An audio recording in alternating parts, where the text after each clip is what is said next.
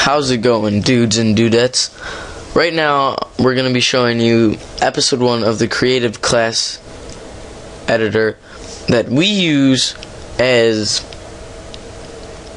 tactical players and players that like to stay alive on kill streaks and whatnot. First gun you're going to want is a gun that could obviously outgun a dude.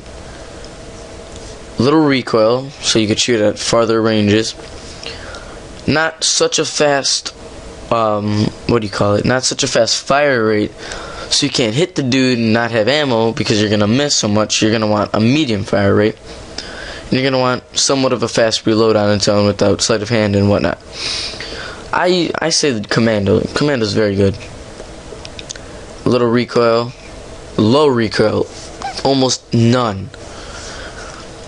You could use whatever camo you want. You could use gold, you could use flora, you could use woodland. It doesn't matter to me. I just prefer to not use a camo when I'm doing the creative class editor.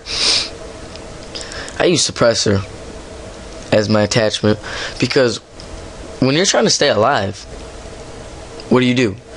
You don't throw yourself out in the open on radar and say, here, shoot me. No, I'm trying to stay under the radar by yourself. For my secondary weapon, I use a CZ75. And for that, who doesn't use full auto? Right? Who doesn't?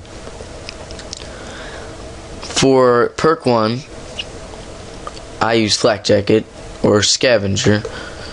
When you're trying to stay alive, the best thing to use is flak jacket.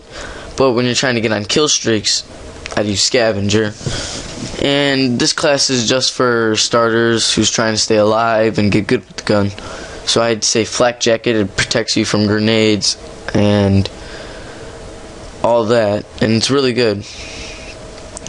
And for perk 2, sleight of hand pro all the way. For the pro edition, you get faster aiming down the sights, which means first accurate shot.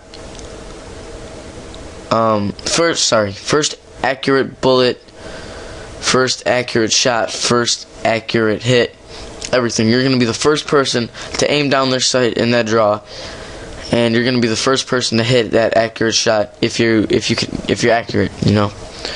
Perk 3, obviously, it's gonna be Tac Mask Pro. You're like, why would I use Tac Mask Pro? It only helps against Nova Gas. Who uses Nova Gas? That's not the problem. Tac Mask Pro reduces the effects of stuns and flashes, so you'll be able to live.